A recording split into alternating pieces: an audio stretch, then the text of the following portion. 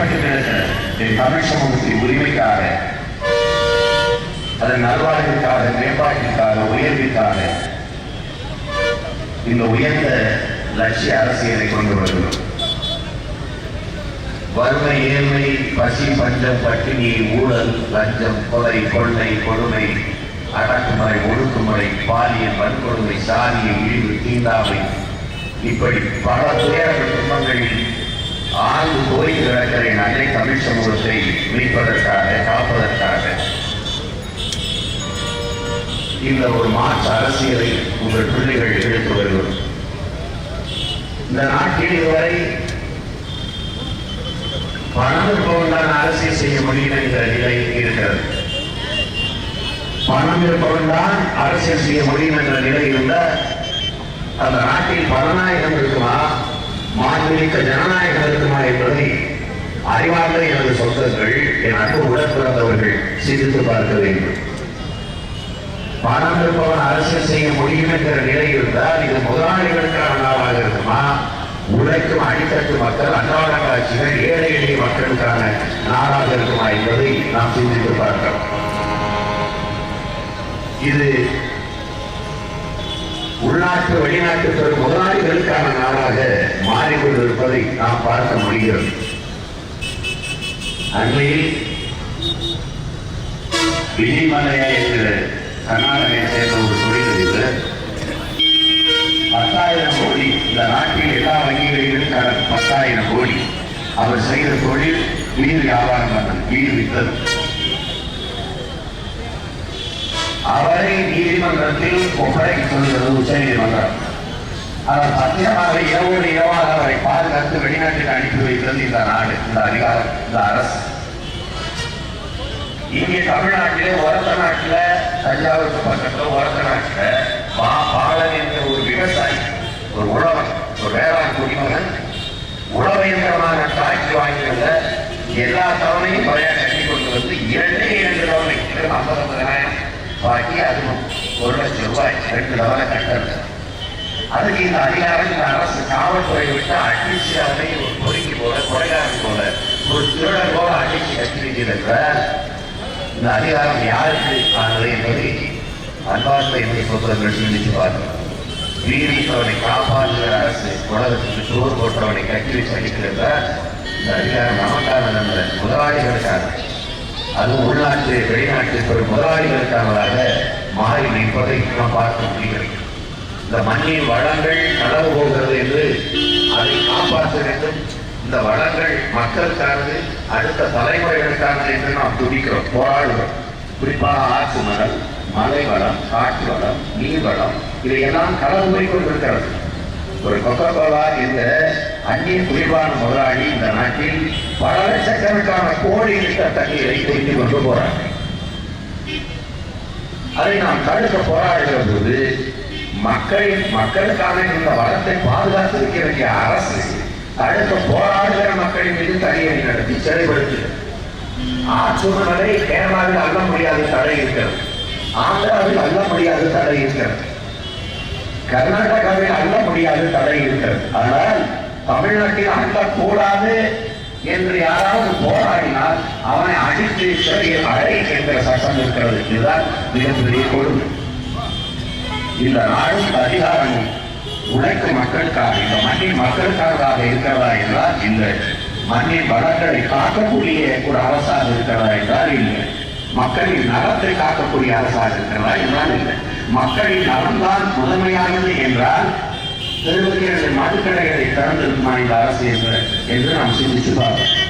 தாலிக்கு தங்கம் கொடுத்ததை பெருமையாக, சாதனையாக பேசிக் கொண்டு வருகிற இந்த கட்சிகள், இந்த ஆட்சியாளர்கள் 2 லட்சம் பேர் 10 ஆண்டுகளில் குடித்து 2 லட்சம் பேர் தாலி எடுத்திருக்கிறார்கள். தாலிக்கு தங்கம் கொடுப்பதை சாதனை என்று பேசுகிற இந்த அரசு 2 லட்சம் பெண்களுடைய தாலியை அறுத்ததை சாதனை என்று பேசுமா, இல்லை வேதனை என்று பேசுமா? 50 ஆண்டுகால ஆட்சி, திராவிடர்கள் ஆட்சி, தமிழர் அல்லாத ஆட்சி, திமுக, அதிமுக, இந்த மண் சாராதவன், இந்த இனம் சாராதவன் ஆண்டதுனால வளர்ச்சி இந்த நாட்டில் தமிழ் மக்களை இலவசமாக அரிசி கொடுத்தால்தான் அதை வாங்கி சாப்பிட்டு வரி வளர்த்து உயிர் பிழைக்க முடியும் என்கிற ஏழு நிலையில் கொண்டு வந்து நிறுத்தி இருக்கிறது. மக்களே, அரசியல் என்பது முதல்ல என்ன? அரசியல் என்பது உலகம் முன்வைக்கும் அடிமையாக இருக்கிற மக்கள், அடிமையாக இருந்த மக்கள் உரிமையை பெறுவதற்கு அரசியல் செய்தார்கள். அதைத்தான் தன் இனம் கருப்பின மக்கள் அடிமைப்பட்டு கிடக்கிற போது அந்த மக்களின் உரிமையை பெறுவதற்கு ஆபிரகாம் லிங்கன் அரசியல் செய்தார். அது அரசியல், அது அரசியல். நாடு அடிமைப்பட்டு கிடந்தது. அந்த நாட்டின் உரிமைக்கு விடுதலைக்கு பிடல் காஸ்ட்ரோ புரட்சி செய்தான், போராடினான். அது அரசியல். அவன் சொன்னான், வரலாறு என்னை விடுதலை செய்யும் என்று புரட்சியாளர் முழக்கத்தை முன்வைத்து தொடக்கத்தில் எதையும் வீண் முயற்சி என்பார்கள், வென்றுவிட்டால் அதையே விடாமுயற்சி என்பார்கள் என்ற தத்துவ முழக்கத்தை முன்வைத்து தன் நாட்டின் விடுதலைக்கு புரட்சி செய்தார். அது அரசியல். 1000 ஆண்டுகள் அடிமையாக வாழ்வதை விட சுதந்திரமாக சாவது மேலானது என்று அடிமைப்பட்டு கிடந்த வியட்நாமின் விடுதலைக்கு புரட்சி செய்தார். அது அரசியல். புரட்சியாளர் அரசியல். அமைதியாக தான் மரம் நினைக்கின்றது. ஆனால் காற்றதை அப்படி இருக்க விடுவதில்லை. காற்றதை அப்படி இருக்க விடுவதில்லை. நாம் என்ன ஆயுதம் எடுக்க வேண்டும் என்பது எப்போதும் நம் எதிரிகள்தான் தீர்மானிக்கிறார்கள் என்ற லட்சிய முழக்கத்தை முன்வைத்து சீன பெருந்தேசத்தின் விடுதலைக்கு புரட்சியாளர் அரசியலை முன்னெடுத்தார் மாசேசு. அது அரசியல். இந்திய பெருநிலம் அடிமைப்பட்டு கிடக்கிற போது இந்த நாட்டின் புரட்சியாளர் சுபாஷ் சந்திர போஸ் ராணுவம் கட்டி போராடிய போது, என் அன்பான மக்களே, கொஞ்சம் ரத்தம் தாருங்கள், நான் நிறைய சுதந்திரம் தருகிறேன் என்ற உணர்வுபூர்வமான முழக்கத்தை முன்வைத்து மக்களை திரட்டி ராணுவமாக கட்டி தன் நாட்டின் விடுதலைக்கு போராடினார், புரட்சி செய்தார். அது அரசியல். அடிமை நாட்டின் விடுதலைக்கான அரசியல். ஆனால் 50 ஆண்டுகளாக என் இன மக்கள், என் தாய், என் தமிழ் உறவுகள் உரிமையை இழந்து அடிமையாக வாழ்வதற்கே அரசியல் செய்து கொண்டிருப்பது வரலாற்றில் மிகப்பெரிய கொடுமை. வரலாற்றில் மிகப்பெரிய கொடுமை. என்ன இருக்கிறது தமிழனுக்கு? குடிக்க நீர் இருக்கிறதா? படிக்க கல்வி இருக்கிறதா? படிச்சா வேலை இருக்கிறதா? நடக்க பாதை இருக்கிறதா? எரிக்க மின்சாரம் இருக்கிறதா? என்ன இருக்கிறது? கல்வி வியாபாரமாய் போயிருக்குது, மருத்துவம் வியாபாரமாய் போயிருக்குது, குடிநீர் விற்பனைக்கு வந்துவிட்டது. இந்த தேசம் என்றைக்கு உட்படும்? அதிகாரம் இன்றைக்கு ஐயா கலைஞர் அவர்களும் அம்மையார் ஜெயலலிதா அவர்களும் நாங்கள் ஆட்சிக்கு வந்தால் விவசாயிகளின் கடனை தள்ளுபடி செய்வோம் என்கிறார். என் விவசாயியை கடனாளியாக தெரியாது. ஒரு நாட்டில் ஒரு விவசாயி கடனாளியாக இருக்கிறான் என்றால் அது நாடல்ல, சூழலாக என்றார். விவசாயி தானே என்ன இருக்கிறது? ஒரு நாட்டில் விவசாயியே கடனாக இருக்கிறான் என்றால் அந்த நாடு பிச்சைக்கார நாடாக மாறிவிட்டதுன்னு அர்த்தம். எல்லாருக்கும் சோறு போடுகிறவன் ஏழையாயிருந்தால் மற்றவர்கள் எப்படி வசதியாக வாழ முடியும்? இந்த நிலையில் நம்மை வைத்திருக்கிறது ஆட்சியாளர்களின் சாதனையா அல்லது கொடிய வேதனையா என்பதை அறிவார்ந்த மக்கள் சிந்திக்கணும். எல்லாவற்றையும் இலவசம் தருகிற நமது அரசு எல்லாவற்றையும், மிக்சியை, கரைகளை, அரிசியை, வேட்டியை, சேலையை, மடிக்கணினியை எல்லாவற்றையும் இலவசமாக தருகிற நமது அரசு ஏன் தண்ணீரை வியாபாரமாக்குகிறது? தண்ணீரை ஏன் 10 ரூபாய்க்கு விற்குது? அதையே இலவசமாக தர முடியல. நாட்டு மக்களுக்கு தவிச்ச வாய்க்கு தண்ணி கொடுக்க முடியாத அரசு எதுக்கு? ஒரு குடிக்கிற நீர் உயிராதாரமாக இருக்கிற நீரை வியாபாரமாக்கிய தேசம் எப்படி உட்படும்? எத்தனை நாளைக்கு நீங்க தண்ணீரை கடையில் வச்சு விற்ற முடியும்?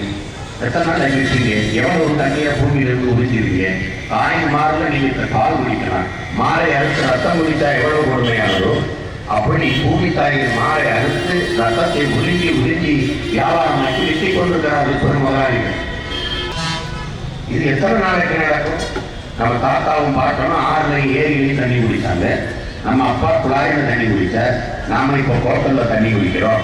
வருங்காலம் நமது தலைமுறை பிள்ளைகள், அடுத்த தலைமுறை பிள்ளைகள் எதில் தண்ணி குடிக்கும்? எங்க இருக்கும் தண்ணீர்? இந்த தண்ணீரை விற்கிற முதலாளிகள் எல்லாம் யார்? ஏன் தண்ணீரை முதலாளிகள் விற்க முடியாது? அரசியை விற்க முடியாது, அதை இலவசமாக கொடுக்க முடியாது. தண்ணீரை மிக உயர்ந்த சந்தை பொருளாதாரத்திய நாடு எப்படி உருப்படும்? ஒரு அறிவை வியாபாரமாக்கி இருக்கிறது. ஏழைக்கு ஒரு கல்வி, பணக்காரனுக்கு ஒரு கல்வி என்று உருவாக்கி இருக்கிற நாடு எப்படி வளரும்? அந்த நாட்டின் பொருளாதாரம் எப்படி சமவீதத்தில் வளரும்? மக்களின் வாழ்க்கை தரம் எப்படி சமவீதத்தில் வளரும்? உயரம் எப்படி உயரும்? ஏழை படிக்கவே முடியாது. பணக்காரன் நல்ல கல்வியை பெறுவான், அவன் மேலும் உயர்ந்து போவான். ஏழை மேலும் மேலும் தாழ்ந்து போவான் என்றால் ஏழை பணக்காரனுக்கு இடையே இருக்கிற இடைவெளி பெரிதாகிக் கொண்டே போகும். இதை யார் சரி செய்வது? அப்ப அனைவருக்கும் சரியான சமமான தரமான கல்வியை கொடுத்தது இது அரசியல் கடமை. அரசியல் கடமை. அதை கொடுக்காமல் இருப்பது மாபெரும் கொடுமை. உயிர் காக்கும் மருத்துவம் மிக உயர்ந்த சேவை, அது என் மக்களுக்கு தேவை என்கிற கொள்கையில் மக்களுக்கு தரமான சரியான மருத்துவத்தை அனைவருக்கும் கொடுக்க வேண்டியது அரசியல் தலைமை. ஆனால் கொடுக்க முடியல இந்த அரசாங்க. இதையெல்லாம் மாற்ற வேண்டியதுதான் ஒரு மாற்றம். இதையெல்லாம் மாற்றணும், அதுதான் மாற்றம். ஒரு அடிப்படை தேவையை கூட நிறைவேற்றிக் கொள்ள முடியாது இருக்கிற நமது இன மக்கள் அரிசி இலவசம் போட்டால் தான் வாங்கி சாப்பிட்டு வாழ முடியும். பிறகு உடை எங்களால் தீபாவளி பொங்கலுக்கு இலவசமா வேட்டி சட்டை கொடுத்தால் தான் அதை கட்டிக்கொள்ள முடியும். பிறகு வீடு, ஐயா வந்தால் ஐயா பேர்ல வீட்டு திட்டம், அம்மா வந்தால் அம்மா பேர்ல பசுமை வீட்டு திட்டம் என்று அப்படி வீடு கொடுத்தால் தான் வாழ முடியும் என்றால் ஒரு அடிப்படை தேவை உண்ண உணவு கொடுத்த உடை இருக்க இருப்பிடத்தை நிறைவேற்றிக் கொள்ள முடியாத வாழ்க்கை எழுதிய மக்களுக்கு எத்தனை ஆண்டுகளாக 50 ஆண்டுகளாக 69 ஆண்டுகால சுதந்திர இந்தியா, 50 ஆண்டுகால திராவிடர்கள் ஆட்சி, திமுக அண்ணா திமுக ஆட்சி. இதுவா வளர்ச்சி? இதுவா சிறந்த ஆட்சி? இதுவா நல்ல ஆட்சி? அவர்கள் பேசுவதெல்லாம் நாங்கள் சொன்னதைத்தான் செய்தோம், செய்ததைத்தான் சொல்வோம் என்கிறார்கள். ஊழல் செய்துவிட்டு யாரும் சிறைக்கு போகும் என்று நம்மகிட்ட சொல்லல. ஏன்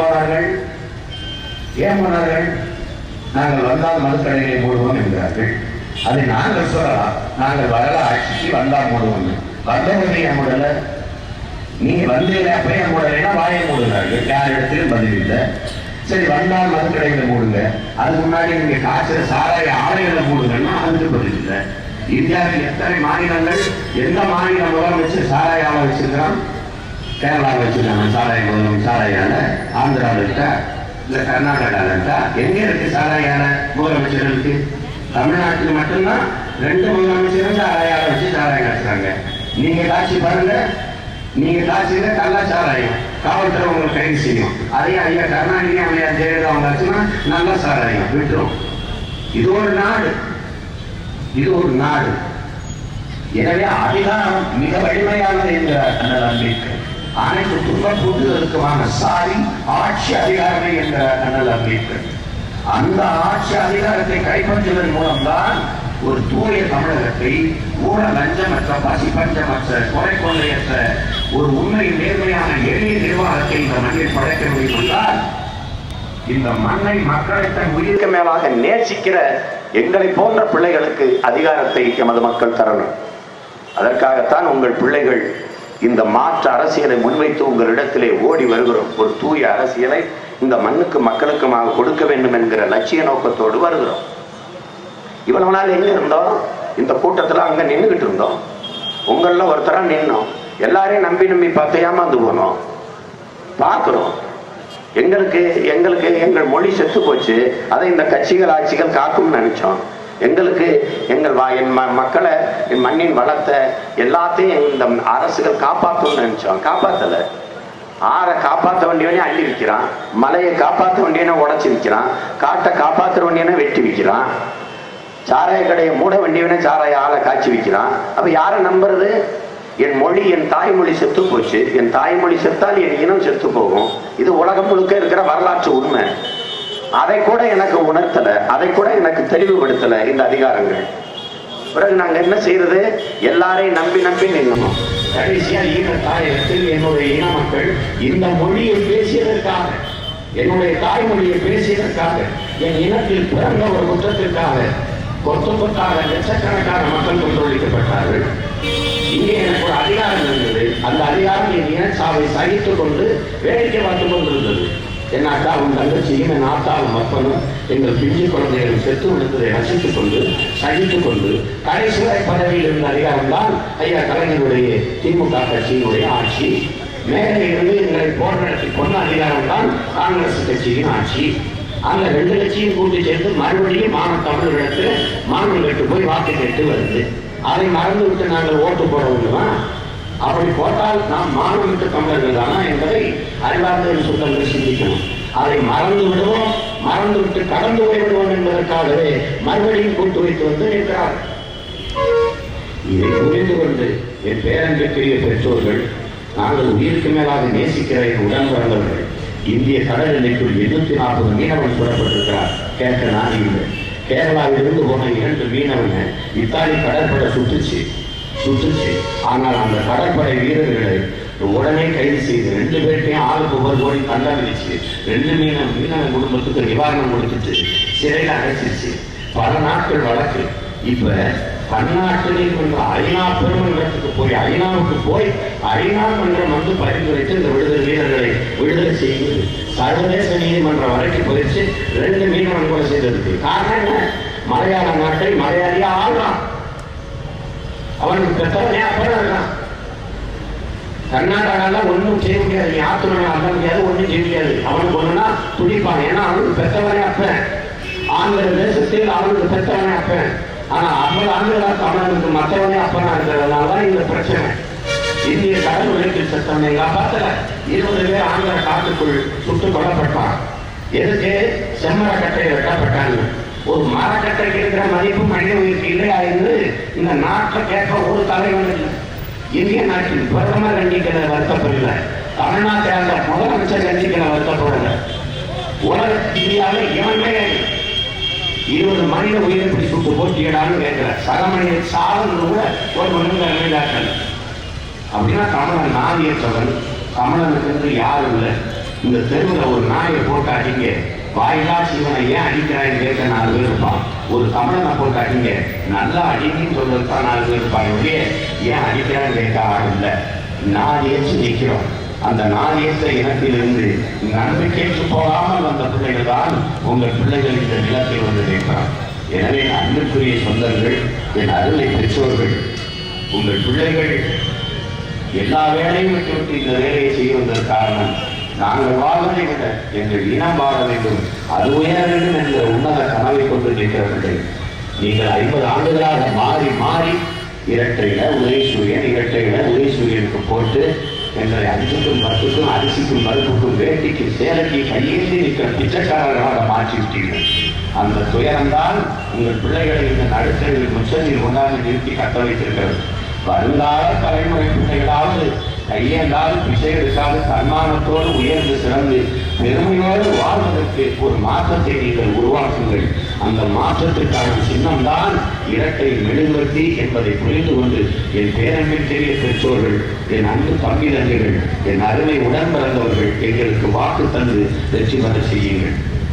எங்களின் வெற்றி நமது இனத்தின் வெற்றி. உலகெங்கும் பரவி வாழக்கூடிய 13 கோடி மக்கள் இந்த தேர்தலை நுட்பமாக மிக கவனமாக எதிர்பார்த்துக் கொண்டிருக்கிறார்கள்.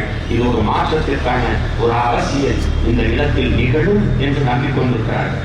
50 ஆண்டுகளுக்கு மேலாக அடிமைப்பட்டு கிடக்கிற அன்னை தமிழ் சமூகத்தின் நீட்சிக்கு எழுச்சிக்கு அவள் தேசிய மக்களுக்கு ஒரு புதிய அரசியல், ஒரு புரட்சிகர அரசியல் பிறந்து விடாதா என்று ஏங்கி தவித்து கிடக்கிறார்கள் உலகெங்கும் வாழ்கிற தமிழ் மக்கள். அதை புரிந்து கொண்டிய அன்பு மக்களே, தமிழர்கள் வாழ்வது வீழ்வது, தமிழர்களுக்கு நல்லது கெட்டது எது நடக்க வேண்டுமானாலும் அதை தீர்மானிக்கிற ஆற்றல், தீர்மானிக்கிற நிலம் தமிழ்நாடு தான். உலகில் 130 நாடுகளில் நாம் வாழ்கிறோம். ஆனால் எந்த நாட்டிலும் நமக்கு அரசியலோ அதிகாரமோ இல்லை. இந்த நாட்டில் தான் 8 கோடி தமிழர்கள் நிலைத்து வாழக்கூடிய பூர்வீக நிலமாக இருக்கிறது. இங்குதான் 234 சட்டமன்றமும் புதுச்சேரியை சேர்த்து 40 பாராளுமன்றமும் இருக்கிறது. இங்குதான் வலிமையான அரசியல் தமிழர்களுக்கு இருக்கிறது. எனவே தமிழர் என்கிற இனம் வாழ்வு வீழ்வு, தமிழ் மொழி நீட்சியுவது எழுச்சியுவது, தமிழர் வளம் காக்கப்படுவது, நலம் காக்கப்படுவது எது தீர்மானிக்கப்பட வேண்டுமானாலும் இந்த நிலத்தில்தான் முடிவு செய்யப்பட வேண்டியிருக்கிறது. எனவே நண்பான சொந்தங்களே, நீங்கள் எடுக்கும் முடிவு நம் இனத்திற்கான முடிவு. நாம் செலுத்துகிற ஒவ்வொரு வாக்கும் நம் இனம் காக்கும், மண் காக்கும், தமிழர் மானம் காக்கும் என்பதை மனதில் வைத்துக் கொண்டு வாக்கு செலுத்துங்கள். இந்த தேர்தல் வெறும் தேர்தல் அல்ல, ஒரு மாற்றத்திற்கான ஒரு தேர்தல். இது ஒரு மாறுதல் என்பதை மனதில் வைத்துக் கொண்டு 2016 மே 16 படைப்போம் புதிய அரசியல் வரலாறு என்ற லட்சிய முழக்கத்தை முன்வைத்து இது மாற்றத்திற்கான எளிய மக்களின் புரட்சி எப்போதும் வெல்லும், நாளை மலரும், நமது அரசரை சொல்லும் என்பதை நினைவு வைத்துக் கொண்டு நீங்கள் வாக்கு செலுத்த வேண்டும். பணத்தை வாங்கிக் கொண்டு வாக்கு செலுத்துவது என்பது அவமானகரமான, மதிப்புமிக்க நமது உரிமையை சில ரொட்டி துண்டுகளுக்காக விற்பது அவமானகரமானது என்று அம்பேத்கர் சொல்லுகிறார். தங்கத்தை யாராவது பவிட்டுக்கு விற்பார்களா என்று பேரறிஞர் அண்ணா சொல்கிறார். தெய்வ திருமகன் ஐயா முத்துராமலிங்க தேவர் அவர்கள் பணத்திற்கு ஓட்டுக்கு காசை கொடுப்பவன் பாவி, அந்த காசை வாங்கி கொண்டு ஓட்டு போடுபவன் தேச துரோகி என்று குற்றம் சாட்டுகிறார். அந்த குற்ற செயலை நீங்கள் செய்யாதிருப்பீர்கள் என்று உங்கள் பிள்ளைகள் நம்புகிறோம். வலிமையற்று நிற்கிற எளிய மக்களின் பிள்ளைகள், பஞ்ச பராரிகள், அன்றாடங்காட்சிகள், தினக்கூலிகளின் பிள்ளைகள் இங்கே வந்து நிற்கிறோம். இந்த மண்ணுக்கு மக்களுக்குமான ஒரு மாபெரும் புரட்சிகர அரசியலை, மாற்று அரசியலை முன்னெடுக்க எங்களை வலிமைப்படுத்த வேண்டியது மாநில தமிழ் மக்கள் ஒவ்வொருவருடைய வரலாற்று கடமை என்பதை உணர்ந்து இந்த தொகுதியில், கள்ளக்குறிச்சி தொகுதியை போட்டியிடுகிற என் அன்பிற்கினிய தம்பி மாரியப்பன் அவர்களுக்கு இரட்டை மெழுகுவர்த்தி சின்னத்திலே வாக்கு செலுத்துங்கள். என் அன்பிற்குரிய சொந்தங்களே, சங்கராபுரம் தொகுதியை போட்டியிடுகிற என் அன்புக்குரிய தம்பி சங்கர் அவர்களுக்கு இரட்டை மெழுகுவர்த்தி சின்னத்தை வாக்கு செலுத்தி வெற்றி பெற செய்யுங்கள். எங்கள் நம்பிக்கையை நீங்கள் வீணடித்து எங்கள் நம்பிக்கைக்கு துரோகம் செய்து விடாதீர்கள். எங்களை பெற்றவர்கள், எங்கள் உடன் பிறந்தவர்கள் எங்களை கைவிட்டு விட மாட்டார்கள் என்ற அசைக்க முடியாத நம்பிக்கையில்தான் உங்கள் பிள்ளைகள் இந்த பணியை செய்கிறோம். இந்த வரலாற்று பணியை நாங்கள் எங்கள் தோளில் சுமந்து கொண்டு ஓடி வருகிறோம். எங்கள் நம்பிக்கையை தோற்கடித்து நம்பிக்கை துரோகம் செய்தவர்கள் தமிழர்கள் என்ற வரலாற்று பெரும்பலியை சுமக்காமல் நம்பி நின்ற பிள்ளைகளை வாக்கு செலுத்தி வெல்ல வைத்தார்கள். மானமும் வீரமும் கொண்ட தமிழர்கள் தமிழர் நிலத்தில் நிறைந்து வாழ்கிறார்கள் என்று உலகத்திற்கு காட்ட வரலாறு தந்திருக்கிற அந்த வாய்ப்பை பயன்படுத்தி இரட்டை மெழுகுவர்த்திக்கு வாக்கு செலுத்தி நமது அரசை நிறுவும் வெற்றி பெற நீங்கள் வாக்கு செலுத்த வேண்டும். நன்றி, வணக்கம். நாம் தமிழர்.